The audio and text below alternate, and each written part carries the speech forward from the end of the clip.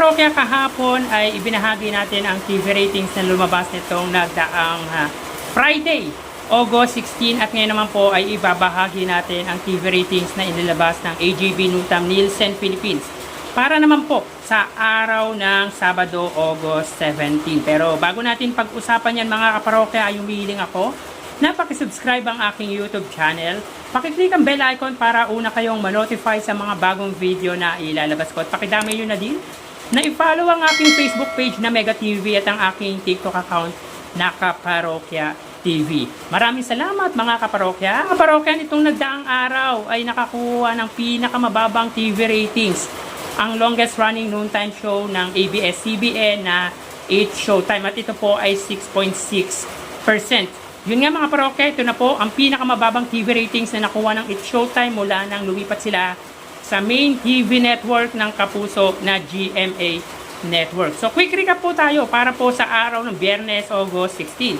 So dito may kita po natin mga kaparokya, ang It's Showtime ay may 6.6% at ang Eat Bulaga naman po ay may 3.6%. Meaning, mga kaparokya ay wala pong nanalo at sabihin na natin po yung dalawang noontime show po ay natalo dahil hindi po nila na-meet or nakuha ang average na TV ratings nila, which are 8.4 para po sa It's Showtime at 4% naman po para sa Eat Bulaga. At kung titingnan po natin ang pagitan ng dalawang main TV network ng dalawang noontime show ay angat po ang GMA sa TV5 ng 1.6%.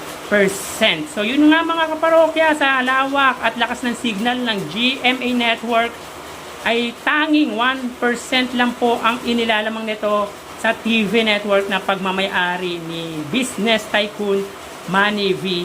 Pangilinan. So mapunta naman po tayo mga kaparokya sa TV ratings nitong nagdaang Sabado, August 17. So dito ang It's Showtime ay may 7.6% at ang Eat Bulaga naman po ay may 3.9%. So, improving po ang TV ratings na nakuha ng It's Showtime nitong nagdaang Sabado dahil nadagdagan po sila ng 1%. From 6.6% nitong nagdaang Biyernes ay naging 7.6%. Ang Eat Bulaga naman po ay may 3.9%. So, dito naman po ang Eat Bulaga ay nadagdagan ng 0.3% mula nitong nagdaang Biyernes, August 16.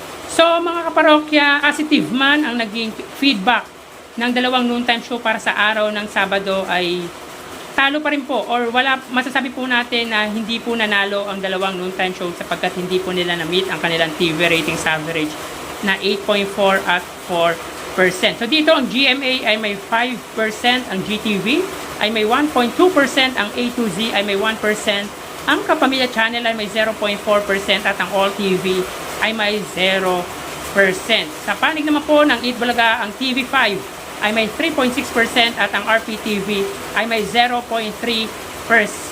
So dito mga kaparokya, ang GMA ay hindi po nila na-meet ang kanilang TV ratings na 6%. Ganun din po, ang All TV ay hindi rin po nila na-meet dahil 0 lang po ang kanilang TV ratings. So sa panig naman po ng Eat Bulaga, ang dalawang TV network nito na ine-erehan ay nakuha naman po ang kanilang TV ratings average. So mga parokya, sa bagong naka-tune in dito sa aking video or YouTube channel, ang dalawang noontime show po ay merong TV ratings average which are 8.4. Bakit po 8.4%? Dahil po ang mga TV station na ine-erehan ng dalawang noontime show ay meron pong TV ratings average. Ang GMA po ay may 6%. Ang GTV ay may 1%, ang A to Z ay may 1%, ang Kapamilya Channel ay may 0.3% at ang All TV ay may 0.1%. Sa Eat Bulaga naman po, sila po ay may, supposedly ay mayroong 3.8 pero stick po tayo sa 4% dahil ang TV5 po ay may 3.5% TV ratings at ang RPTV ay may 0.3% at total po niyan ay 3.8%. Pero again, stick po tayo sa 4% TV ratings ng Eat Bulaga. So, kung patitignan po natin mga kaparokya ang pagitan ng dalawang main TV network, ay angat po ang GMA sa TV5 ng 1.4%. So, again, mga kaparokya, 1% na lang po ang inilalamang ng GMA sa TV5. At alam niyo naman mga kaparokya, ang advantage ng GMA sa TV5. Anyway mga kaparokya, alam naman po natin na malaki po ang bentahe ng It's Showtime sa Eat Bulaga in terms of TV stations. 5 para po sa It's Showtime at 2 lang po sa Eat Bulaga. At kung titignan din natin ang lawak at lakas ng signal ng GMA, lalamunin po ang TV5 na pagmamayari ni Manny V. Pangilinan. And of course, yung mga artista nga, mga parokya, dahil alam naman po natin, ang mga talent ay karamihan po ay sa GMA Network or yung mga sa Sparkers, sabihin na natin ganon, at yung sa ABS-CBN na mga talent. So yun po, advantage din po ang It's Showtime pagdating doon. At and of course, yung mga solid viewers ng ABS-CBN at ng GMA Network. Yun po ang naging bentahe ng It's Showtime sa Eat Bulaga. Magkaganon man mga parokya, alam naman po natin na iisa lang po ang hangarin ng dalawang noontime show. Ang makapagpasaya, ang magbigay ng good entertainment dito sa bansa, ang makatulong hindi lang financial, kundi yung mga matututunan nila sa dalawang noontime show. So tara ating alamin ang online viewership ng dalawang bigating noontime show. Para sa Eat Bulaga under TVJ Facebook page na may 2.5 million followers at sa It's Showtime naman na may 18 million followers. So as of 1:16 PM may kita po natin dito na ang It's Showtime po ay may kasalukuyang segment na especially for you, samantalang ang Eat Bulaga naman po ay sugod bahay mga kapatid. So dito may kita po natin ang It's Showtime ay may 10.5 thousand live viewers at ang Eat Bulaga naman po ay may 5.5 thousand live viewers. So again, as of 1:16 PM ang It's Showtime ay may 10,500 live viewers at ang Eat Bulaga naman po ay may 5,600 live viewers. So mapunta naman po tayo sa TV Network YouTube channel at tunayin po natin ang Eat Bulaga. Under po yan sa TV5 Philippines na may 1.97 million subscribers. At para naman po sa It's Showtime under GMA Network YouTube channel may 36.2 million subscribers. So as of 1:16 PM ang It's Showtime under GMA ay may 18,000 viewers.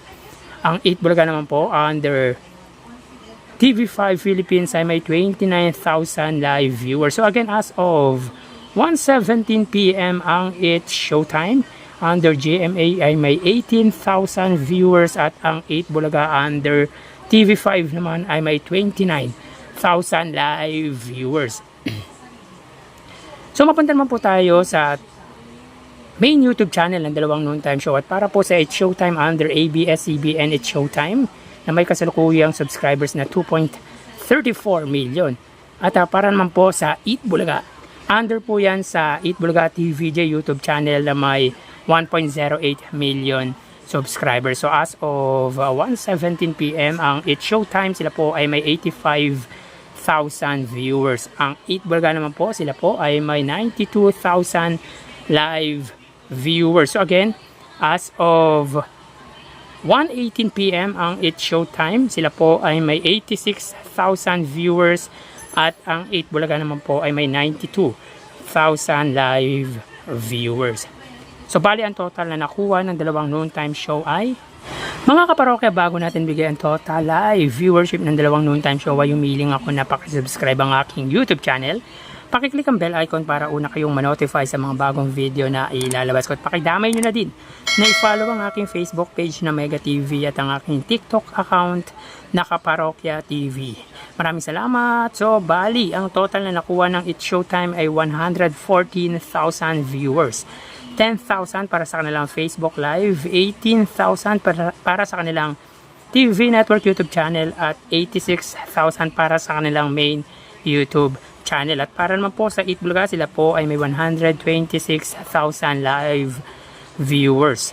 5,000 para sa kanilang Facebook Live, 29,000 para sa kanilang TV Network YouTube channel at 92,000 para sa kanilang main YouTube channel. So again, ang It's Showtime ay may 114,000 live viewers at ang Eat Bulaga naman po ay may 126,000 live viewers. So magpapaalam po muna ako pansamantala. Thank you and God bless.